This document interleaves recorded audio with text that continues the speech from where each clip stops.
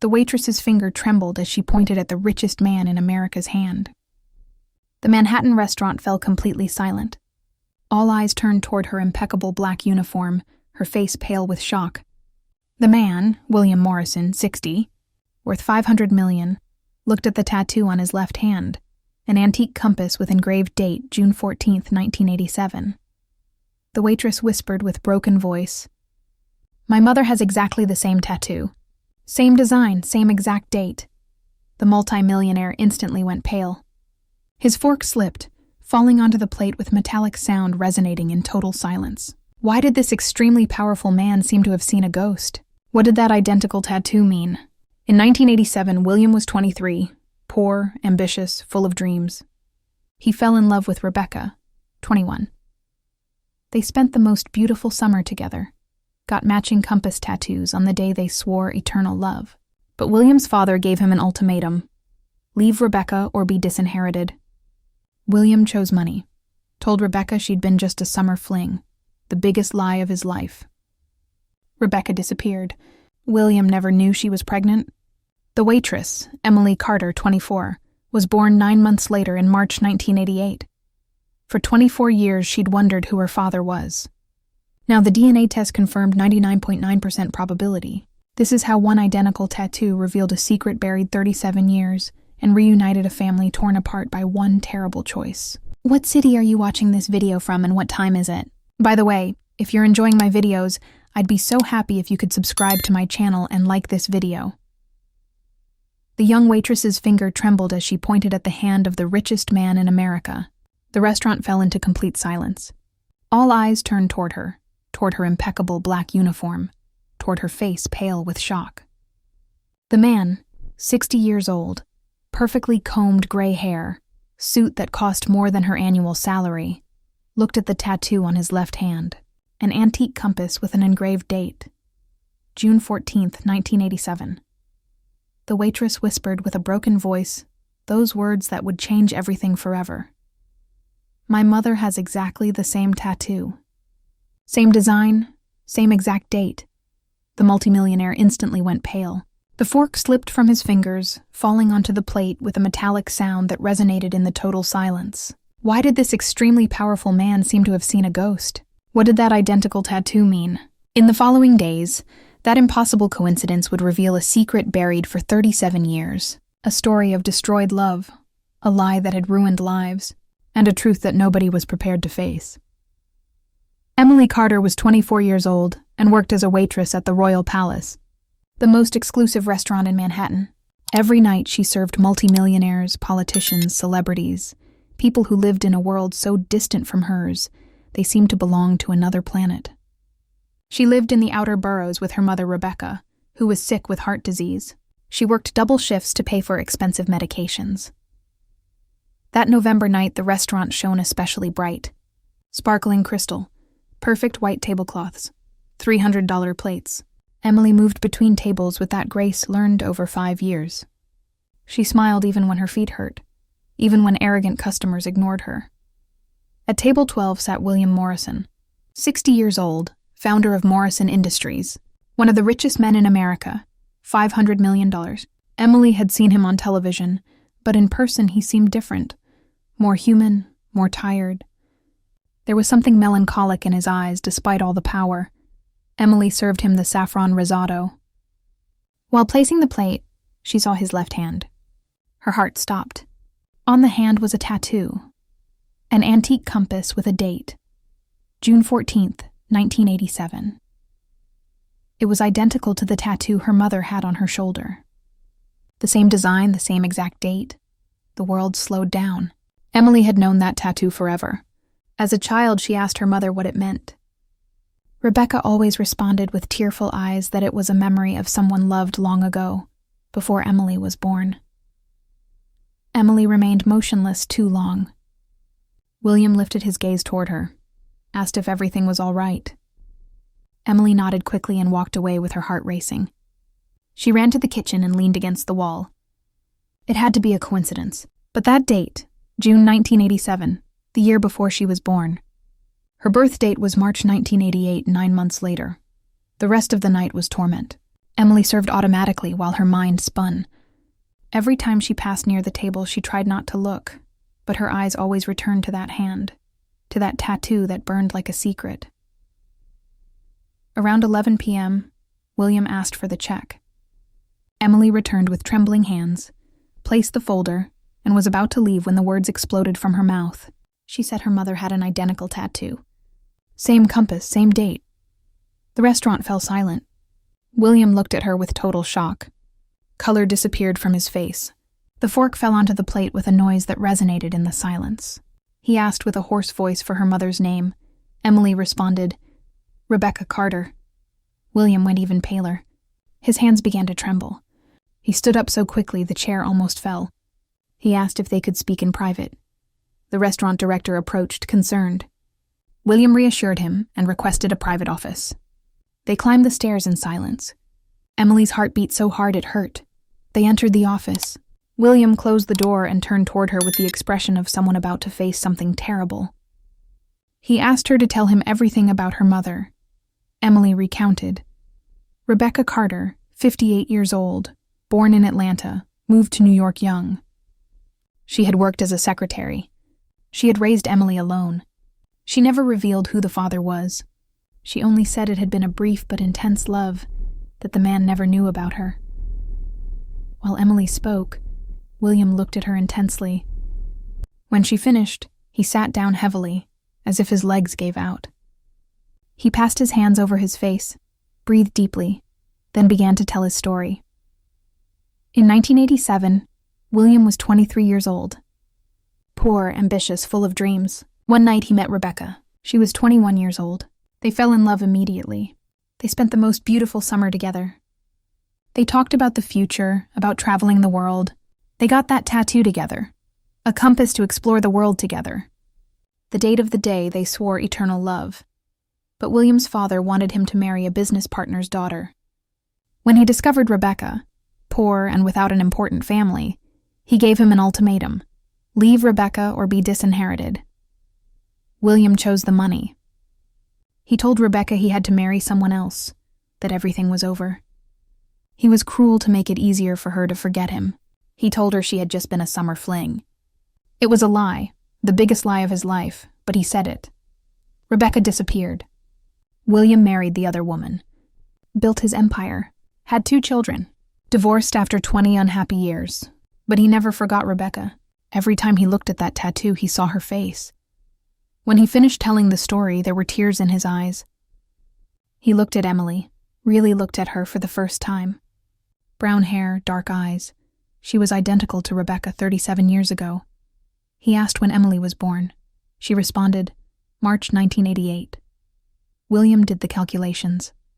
9 months after that summer, Rebecca had gotten pregnant and never told him. William looked at Emily and understood the truth. He whispered the words Emily had always desired and feared. "You're my daughter." Emily felt her legs give out. She sat before falling. The world spun vertiginously. This extremely rich man was her father. For 24 years she had imagined who he was. She had never thought of this. William looked at her with shock, pain, and amazement. He said he had to see Rebecca, talk to her, ask for forgiveness. Emily recovered slowly. She said her mother was very sick with heart disease, that they lived with difficulties. William went even paler. He asked where they lived. Emily gave the address with an uncertain voice. William said he would go the next day. He wanted to see Rebecca again. He wanted to know his daughter.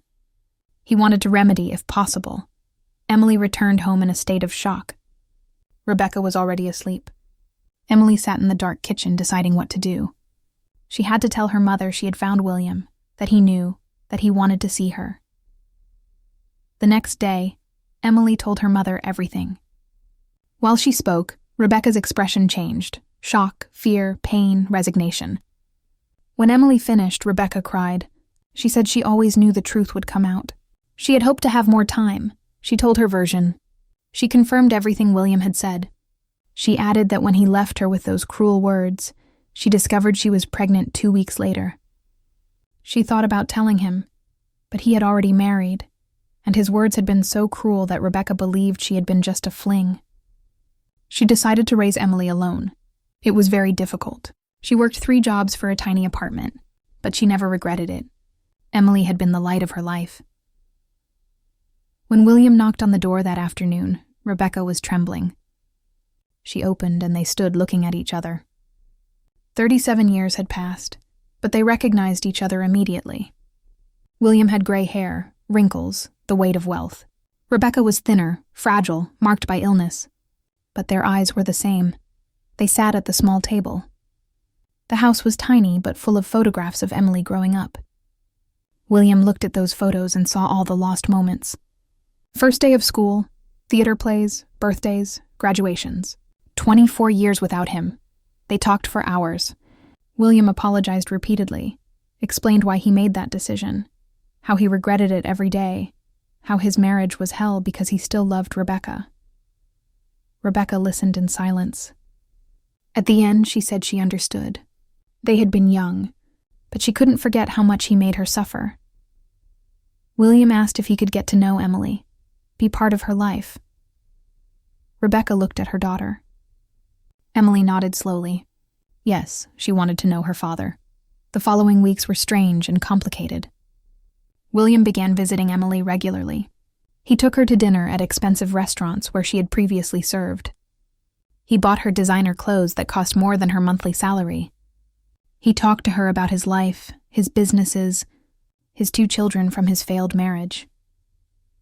Emily discovered she had 2 half-siblings, Marcus, 32 years old, vice president of Morrison Industries, and Victoria, 29 years old, who managed the family's charitable foundation. William wanted Emily to meet them, but she was terrified. How would they react to discovering their father had a 24-year-old illegitimate daughter? William insisted. One Sunday, he organized lunch at his estate on the outskirts of Manhattan, an enormous property with gardens that looked like parks. Emily arrived by bus and taxi because she didn't have a car. When she saw the estate, her mouth fell open.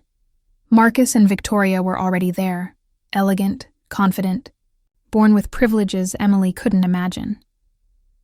William introduced Emily as his recently discovered daughter. The silence that followed was total and painful. Marcus was the first to speak. He asked with a cold voice how this was possible. William told the whole story. Emily remained seated, trying to make herself small while her existence was explained as a mistake from the past. Victoria was surprisingly kind. She said it wasn't Emily's fault, that if William was her father, then she was her sister, and family should welcome her. Marcus was colder. He said they should verify with DNA tests before accepting anything. William nodded. It was fair. They did the tests. A week later, the results confirmed what everyone already knew. Emily Carter was biologically William Morrison's daughter. The paternity test showed 99.9% probability. There were no more doubts. William summoned his lawyers. He wanted to recognize Emily legally, give her the Morrison surname, include her in his will. He wanted to remedy 24 years of absence. Emily was overwhelmed. From poor waitress to multimillionaire heiress in a few weeks. It seemed like an absurd dream. But with wealth came enormous problems. The newspapers discovered the story. Scandalous headlines. The multimillionaire and the secret daughter. Waitress becomes heiress. The Morrison scandal. Photographers followed Emily everywhere.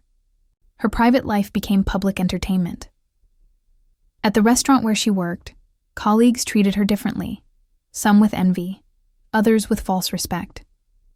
The director suggested perhaps it was better if she resigned. Now that she was a Morrison, Emily felt lost. She no longer belonged to her old world, but didn't feel part of the new one. William offered her a job at his company. Start from the bottom, learn the business. Are you enjoying this story? Leave a like and subscribe to the channel. Now let's continue with the video. Emily accepted because she didn't know what else to do. She left the restaurant, the life she knew. She moved to an apartment William bought her. It was beautiful, but she felt alone there, surrounded by expensive furniture, but without the warmth of the small house with her mother. Rebecca refused to move, despite William's insistence. She said that was her home. William offered her money for medical treatments and she accepted because she needed it, but between them, there was still a distance. too much past pain that money couldn't erase.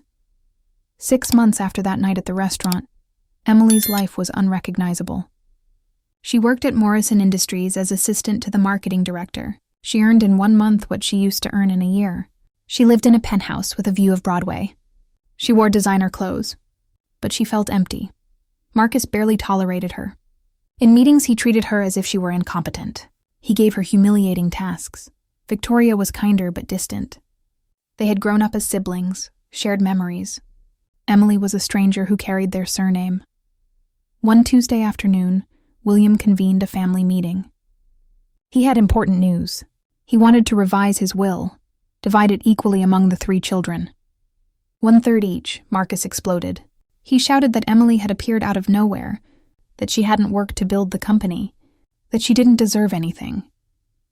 William responded with a firm voice that Emily was his daughter as much as he was, that she had been deprived of being raised by his bad decisions, that now he wanted to remedy it. Marcus left, slamming the door. Victoria remained silent, fists clenched. Emily felt terrible. She was destroying a family. She told William maybe it was a mistake, that perhaps they shouldn't have forced things. William responded no, that she was his daughter and had a right to her place. But Emily saw the pain in her half-sibling's eyes and felt like a thief. The breaking point came a month later. Rebecca suffered a severe heart attack. Emily received the call from the hospital while she was in a meeting. She ran, leaving everything. William followed her. He drove his Mercedes to the hospital while Emily cried in the passenger seat. At the hospital, doctors said Rebecca needed urgent heart surgery. It cost $60,000. Emily didn't have it. William immediately said he would pay for everything. The best specialists, the best clinic. Rebecca survived the operation, but when she woke up and discovered William had paid for everything, she cried, not from gratitude, but from something more complicated. She told Emily she didn't want to owe anything to that man, that she had raised her daughter with pride, without his help for 24 years. Now she was sick and had to accept his charity.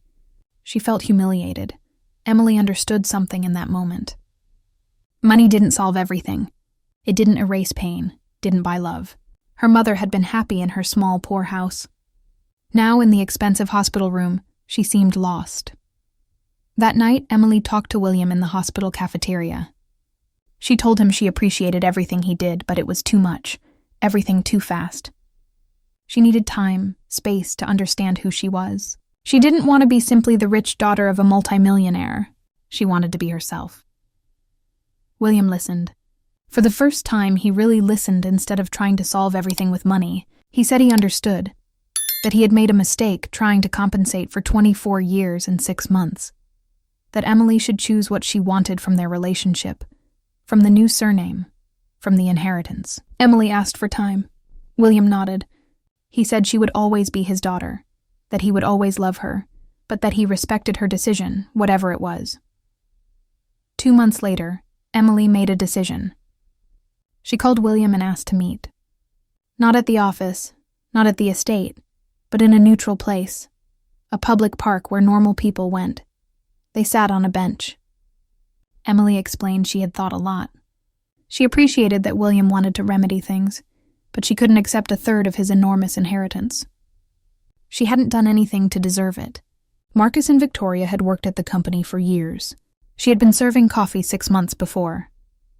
William began to protest, but Emily stopped him. She said she wasn't rejecting everything. She wanted a relationship with him as father. She wanted occasional lunches, calls, advice. She wanted to know him, but she didn't want his money. She wanted to build her life with her own hands, as her mother had done. She would return to university, finish her degree in literature that she had left to work. She would find a job she loved, not for money but for passion. She would live in a normal apartment, not a penthouse. She would be Emily Carter, not Morrison. William looked at her for a long time. There were tears in his eyes. He said she was stronger and wiser than he had been at her age, that he was proud of her, even though he'd known her only a few months, that he respected her decision even though it broke his heart. But he made a counter-proposal. He accepted that Emily didn't want the large inheritance, but he wanted to create a trust fund for her, not millions, but enough for security. For Rebecca's medical emergencies, for university, to have a safety net. Emily hesitated, then accepted. Not from stupid pride, but from practicality. Her mother needed care. She needed to study. Reasonable help wasn't charity. It was a father helping his daughter. They talked to Marcus and Victoria, explained Emily's decision. Marcus seemed relieved, though he tried not to show it. Victoria smiled sincerely for the first time. She said she respected Emily for that decision, that perhaps now they could really start to know each other as siblings, without the weight of inheritance between them. Slowly, in the following months, they built a true relationship. Not perfect, but authentic. Emily had dinner with William once a week. They talked about books, politics, life, not money or business. Just father and daughter recovering lost time. Victoria invited Emily shopping, not to expensive boutiques, but to vintage markets Emily loved. They laughed together. They talked about men, about dreams. They became friends, in addition to sisters. Even Marcus softened. One day he appeared at Emily's university. He said awkwardly that he wanted to apologize for how he had treated her, that he had been unfair, that he had been afraid of losing his father's love. Emily hugged him and said she understood. Rebecca improved slowly. William visited her occasionally. At first their encounters were tense, but gradually they began to talk about the past without bitterness. They never got back together. Too much time had passed, but they found a peace both needed. 3 years after that night at the restaurant, Emily graduated with honors in modern literature. William, Rebecca, Marcus, and Victoria were all seated together at the ceremony. A strange, complicated family, born from pain, but a family nonetheless. Emily had found work at a publishing house. She didn't earn much, but she loved what she did. She lived in a small apartment she could afford. She continued having dinner with William every week. Their lunches had become both their favorite moments. William was 63 years old now, slower, more reflective. He often talked about regrets, about choices, but he also said that finding Emily again had been the greatest gift of his life, that she had taught him that true success isn't measured in money, but in relationships, in love, in being present. One Saturday afternoon, William called Emily. He said he had something important to give her.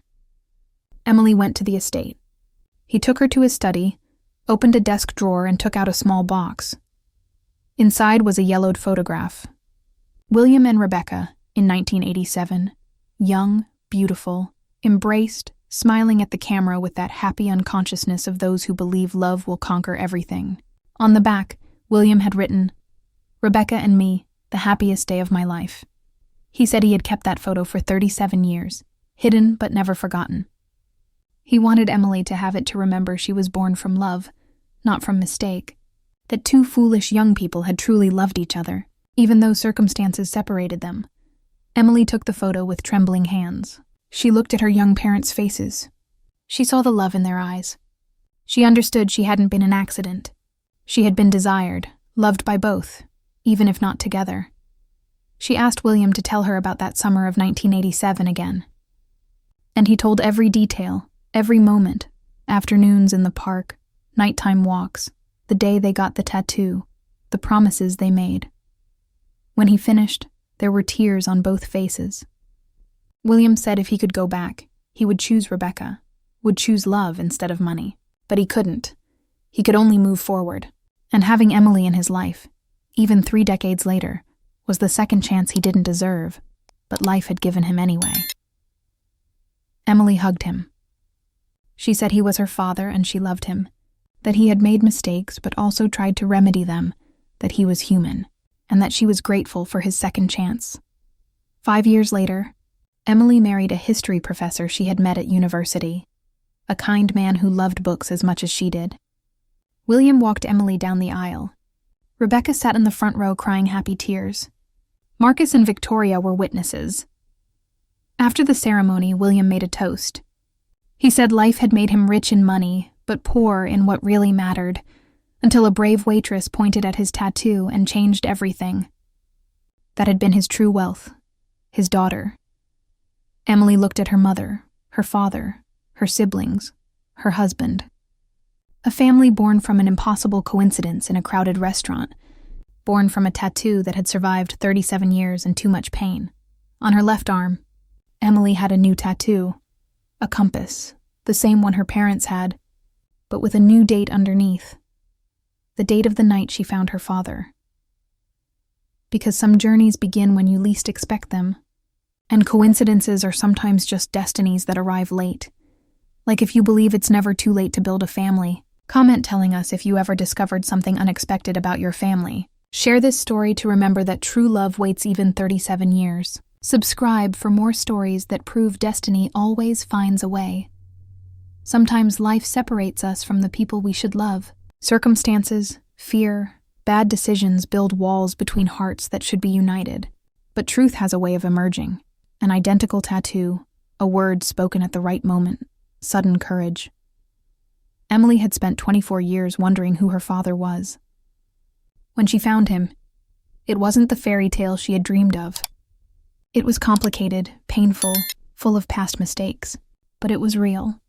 And in that imperfect reality, she found something more valuable than any fantasy.